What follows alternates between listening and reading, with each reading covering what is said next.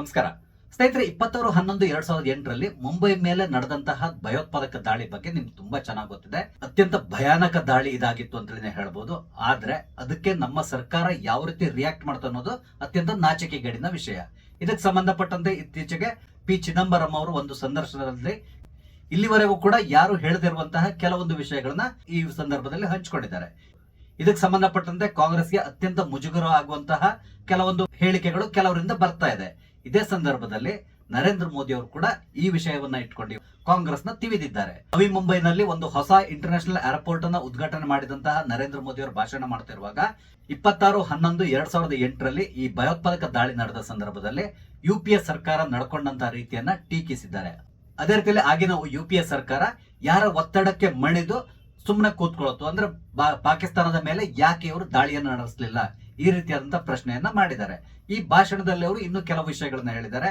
ಅದರಲ್ಲೂ ಮುಖ್ಯವಾಗಿ ನರೇಂದ್ರ ಮೋದಿ ಅವರು ಏನ್ ಹೇಳಿದ್ದಾರೆ ಅಂತ ಹೇಳಿದ್ರೆ, ಆ ಸಂದರ್ಭದಲ್ಲಿ ನಮ್ಮ ಸೇನಾ ಪಡೆಗಳು ಮನಮೋಹನ್ ಸಿಂಗ್ ಅವ್ರನ್ನ ರಿಕ್ವೆಸ್ಟ್ ಮಾಡ್ಕೊಂಡಿದ್ರು, ನಮ್ಗೆ ಜಸ್ಟ್ ಒಂದು ಆಜ್ಞೆ ಕೊಡಿ ಸಾಕು, ನಾವು ಪಾಕಿಸ್ತಾನವನ್ನು ಪುಡಿಗಟ್ತೇವೆ, ಪಾಕಿಸ್ತಾನದ ಒಳಗಡೆ ನುಗ್ಗಿ ಅಲ್ಲಿರುವಂತಹ ಭಯೋತ್ಪಾದಕ ಶಿಬಿರಗಳು ಯಾವ್ದೆಲ್ಲ ಇದೆಯೋ ಎಲ್ಲವೂ ನಾವು ಉಡಾಯಿಸಿ ಬರ್ತೇವೆ, ಜಸ್ಟ್ ನಮ್ಗೊಂದು ಆಜ್ಞೆ ಕೊಡಿ, ಈ ರೀತಿಯಾಗಿ ರಿಕ್ವೆಸ್ಟ್ ಅನ್ನ ಮಾಡ್ಕೊಂಡಿತ್ತು. ಆದ್ರೆ ಆಗಿದ್ದಂತ ಯುಪಿಎ ಸರ್ಕಾರ ಇದಕ್ಕೆ ಒಪ್ಪಿಗೆಯನ್ನು ಕೊಡ್ಲಿಲ್ಲ.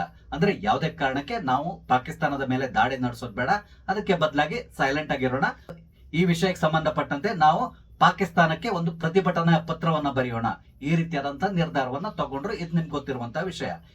ಈಗ ಈ ವಿಷಯಕ್ಕೆ ಸಂಬಂಧಪಟ್ಟಂತೆ ನರೇಂದ್ರ ಮೋದಿ ಅವರು ಕೆಲವೊಂದು ಪ್ರಶ್ನೆಗಳನ್ನ ಕೇಳಿದ್ದಾರೆ.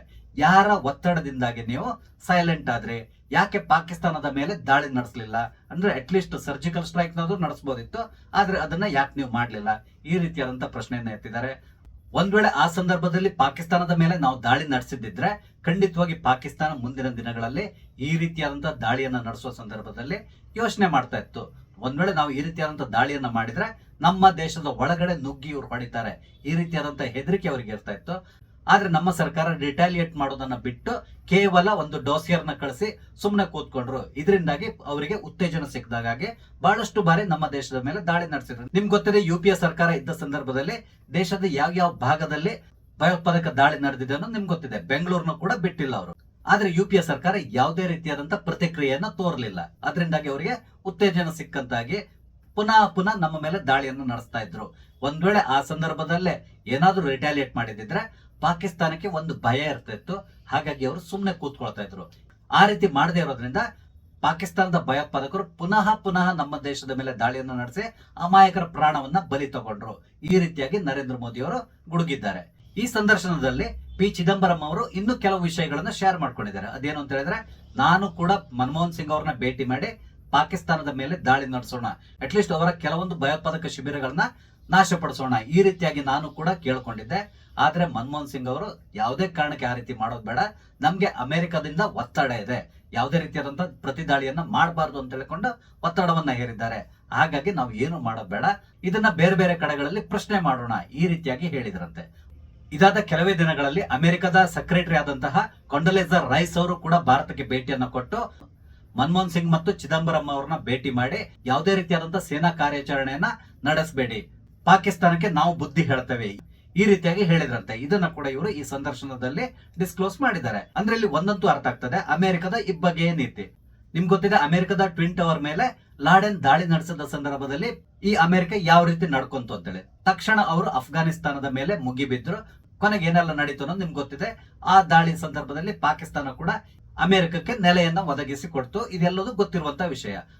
ಆದ್ರೆ ಭಾರತದ ಮೇಲೆ ಸತತವಾದಂತಹ ಭಯೋತ್ಪಾದಕ ದಾಳಿ ನಡೆದ ಸಂದರ್ಭದಲ್ಲಿ ಅಮೆರಿಕ ಭಾರತವನ್ನ ಕಟ್ಟಿ ಹಾಕ್ತಾ ಇತ್ತು. ಯಾವುದೇ ಕಾರಣಕ್ಕೆ ನೀವು ಮಿಲಿಟರಿ ಕಾರ್ಯಾಚರಣೆಯನ್ನು ನಡೆಸಬೇಡಿ, ಅದಕ್ಕೆ ಬದಲಾಗಿ ಮಾತುಕತೆ ಮೂಲಕ ಎಲ್ಲಾ ಸಮಸ್ಯೆಗಳನ್ನ ಬಗೆಹರಿಸಿಕೊಳ್ಳಿ, ಈ ರೀತಿಯಾದಂತಹ ಸಲಹೆಗಳನ್ನ ಕೊಡ್ತಾ ಇತ್ತು. ಈ ಸಲಹೆ ಕೊಡ್ಲಿಕ್ಕೆ ಏನು ದುಡ್ಡು ಕೊಡ್ಬೇಕಾಗಿಲ್ವಲ್ಲ, ಬಿಟ್ಟಿ ಸಲಹೆಗಳನ್ನ ಈ ರೀತಿ ಕೊಡ್ತಾನೆ ಇದ್ರು. ಇದನ್ನ ನಮ್ಮ ಆಗಿನ ಪ್ರಧಾನಮಂತ್ರಿ ಆದಂತಹ ಮನಮೋಹನ್ ಸಿಂಗ್ ಅವರು ತಲೆ ಅಲ್ಲಾಡಿಸ್ಕೊಂಡು ಒಪ್ಕೊಂಡು ಬರ್ತಾ ಇದ್ರು. ಅದು ಬಿಟ್ಟರೆ ಬೇರೆ ಏನು ಮಾಡ್ಲಿಕ್ಕೆ ಹೋಗಿಲ್ಲ.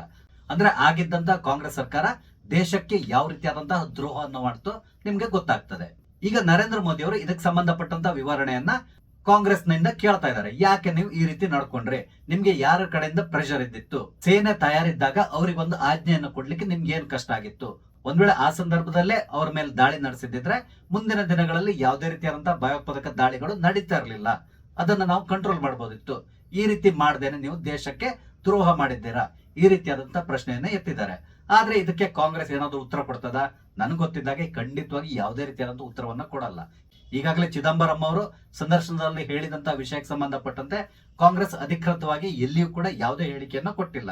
ಅಂತಹದ್ರಲ್ಲಿ ನರೇಂದ್ರ ಮೋದಿ ಅವರು ಈ ರೀತಿ ಪ್ರಶ್ನೆ ಮಾಡಿದ್ರೆ ಅವ್ರೇನಾದ್ರು ಉತ್ತರ ಕೊಡ್ತಾರ? ಖಂಡಿತವಾಗಿ ಉತ್ತರ ಕೊಡಲ್ಲ. ಅಥವಾ ಪ್ರತಿಯೊಂದು ಸಣ್ಣ ಸಣ್ಣ ವಿಷಯಕ್ಕೂ ಟ್ವೀಟ್ ಮಾಡುವಂತಹ ನಮ್ಮ ರಾಜ್ಯದ ಸೂಪರ್ ಮುಖ್ಯಮಂತ್ರಿ ಆದಂತಹ ಪ್ರಿಯಾಂಕ್ ಖರ್ಗೆ ಅವರಾದ್ರೂ ಉತ್ತರ ಕೊಡ್ತಾರ? ಖಂಡಿತವಾಗಿ ಅವರು ಕೂಡ ಇದಕ್ಕೆ ಸಂಬಂಧಪಟ್ಟಂತೆ ಯಾವುದೇ ಉತ್ತರವನ್ನ ಕೊಡ್ಲಿಕ್ಕೆ ಹೋಗಲ್ಲ.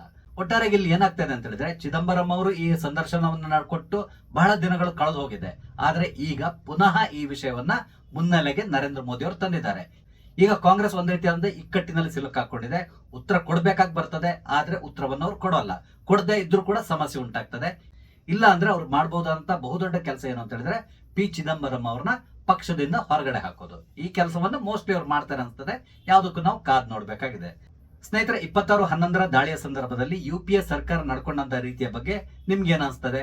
ದಯವಿಟ್ಟು ಕಮೆಂಟ್ ಮುಖಾಂತರ ತಿಳಿಸಿ. ಅದೇ ರೀತಿಯಲ್ಲಿ ವಿಡಿಯೋ ಇಷ್ಟ ಆದ್ರೆ ಲೈಕ್ ಮಾಡಿ, ಶೇರ್ ಮಾಡಿ. ದಯವಿಟ್ಟು ನನ್ನ ಚಾನಲ್ ಸಬ್ಸ್ಕ್ರೈಬ್ ಮಾಡಿ. ನಮಸ್ತೆ, ಜೈ ಹಿಂದ್.